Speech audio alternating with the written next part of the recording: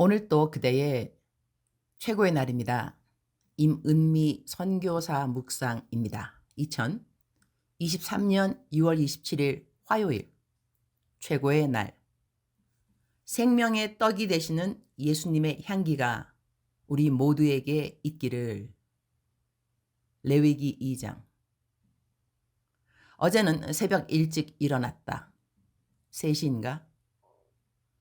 어제 마시던 물이 컵에 있어 그 물을 그냥 마시려고 하다가 무심코 컵 안을 보았다. 보통 그렇게 컵 안을 보지 않고 그냥 물을 마시는 편인데 어떻게 어제는 컵 안을 보게 되었을까? 컵 안에 나이로비 플라이가 있는 것을 보게 되어 황급히 물을 쏟았다. 아유, 순간 아찔한 기분이었다. 나이로비 플라이한테 한번 물리면 상처는 거의 일주일을 가고 물린 자리는 빨갛게 붓는다.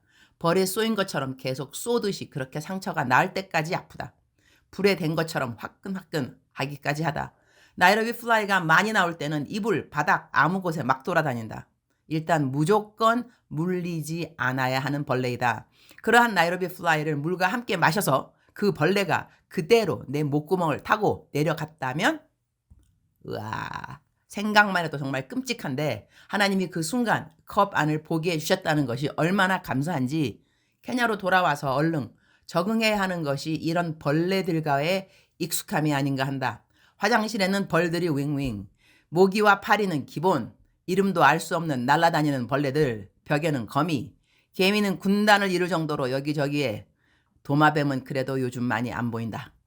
우리 집만 이렇겠는가? 어떤 선교사님 집에는 박쥐가 나왔다고 해서 우리 집은 그야말로 아무것도 아니라는 생각. 나이로비는 이렇다 치고 투르카나는 더더욱 말로 해서 무엇하랴. 나는 투르카나를 2번인가 3번 간 것 같은데 일단 거기는 너무 더워서 아무것도 안 해도 그냥 지치는 곳이었던 것을 기억한다. 마사이 사는 어느 선교사님은 아침에 눈을 떴더니 자기를 노려보고 있는 전갈 때문에 기절하는 줄 알았다고도 하고, 우간다 어느 여자 싱글 선교사님은 집안에 뱀이 들어와서 그거 쫓아내냐기를 너무 덤덤하게 하시기에 나는 속으로 기겁을 했다. 나는 뱀을 정말로 무서워하니까 말이다. 선교가 무엇이냐고 묻는다면 새로 선교사로 오는 선교사들은 열정을 다해서 선교가 무엇인가를 이야기하지만 오래 있으신 선교사님들은 빙글의 웃음과 함께 선교지에 사는 것이 선교지요 라고 대답한다고 한다. 나도 이제 선교지에서 오래 사는 선교사가 되었는가? 선교를 물으면 뭐 거창하게 대답할 것이 요즘은 없다. 그냥 나도 선교지에 사는 것이 선교가 아닐까요? 이렇게 대답하는 것 같다. 여튼 어제는 나이로비 플라이를 삼키지 않게 해주신 하나님이 너무 고마웠고, 이렇게 선교사들의 안전을 위해 기도해 주셨을 많은 중보 기도자 분들의 기도가 더더욱 피부에 와 닿은 날이었다고 하겠다. 그러니까 감사. 그러면서 감사. 그럴수록 감사. 그럼에도 감사. 갑자기 울컥하네요, 근데. 레위기 2장 10절. 소재물에 남은 것은 아론과 그의 아들들에게 돌릴지니 이는 여호와의 화제물 중에서 지극히 거룩한 것이니라. The rest of the grain offering belongs to the Aaron and his sons. It is the most holy part of the food offerings presented to the Lord. 묵상을 다 썼는데 수정하면서 어느 키를 잘못 눌렀는지 묵상 일기편은 남았고 묵상 구절을 한 부분은 다 날라갔다. 암만 찾아도 없기에 어쩌까나. 어제는 몸이 너무 피곤해서 잠깐 누웠다가 다시 삭제된 묵상 구절을 써야지 잠이 들었는데 어디서 자꾸 전화 오는 소리가. 자리에서 깨서 시간을 보니 새벽 1시가량. 아차, 이러면 한국은 아침 7시. 그러니 내가 묵상을 아직 안 보냈다고 내 묵상을 당신 네이버 카페에 올리시는 이미선 집사님이 걱정되어서 나에게 아예 전화를 건 것이다. 나는 그 전화 소리에 잠이 깨고 또 갈등. 한국에 벌써 아침 7시인데 묵상을 다시 쓸 것이냐 말 것이냐. 어제는 묵상 구절의 삶의 적용도 한참 길게 썼었는지라 주님 어찌하면 좋을까요? 출근 나가시는 분들은 이 시간 제 묵상을 읽거나 묵상 녹음한 것을 듣고 나가시는데 목소리는 지금 맞겠으니 엄청 가라앉아 있고 이 목소리 깨우려면 적어도 1시간 걸리는디 일단 묵상 구절만 짧게 삶의 적용으로 할까요, 주님? 소제물이란 단어를 쉬운 성경으로 번역해 놓은 것을 보면 곡식으로 드리는 제물이라고 나와 있다. 그 곡식으로 제물을 드린 뒤 남은 것은 제사장들에게 준다고 한다. 곡식은 무엇인가? 우리들에게 힘이 되는 것을 곡식이라고 하지 않는가? 나이 들면 밥 힘으로 산다는 말도 있는 것 같던데. 주님, 오늘 또 최고의 날입니다. 오늘은 유난히 파리랑 다른 벌레들이 묵상하는 제 책상 주위에서 떠나지를 않네요.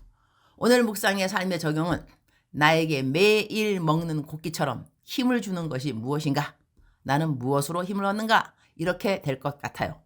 제가 여기에 대해 어떻게 쭉 글을 썼는지 주님 이거 삭제되기 전에 다 읽으셨죠? 흐흐흐. 다시 다 쓰려니 한국은 벌써 아침 7시예요, 주님. 그래서 줄여서 적어요, 주님.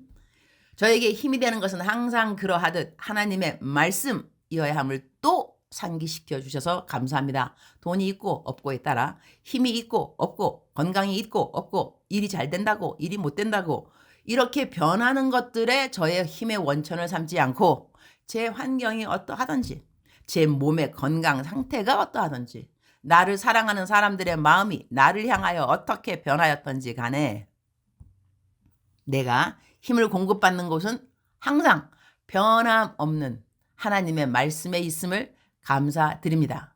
오늘 또 성경 말씀을 붙들고 새 하루를 시작할 수 있으니 감사합니다.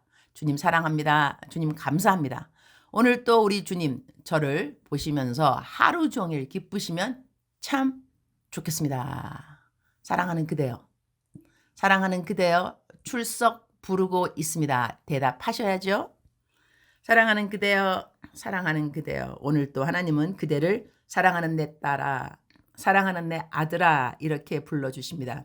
하나님은 어제나 오늘이나 내일이나 영원토록 변함없으신 분이라고 합니다. 그리고 성경 말씀은 하나님이라고 우리가 또 배워서 알고 있습니다.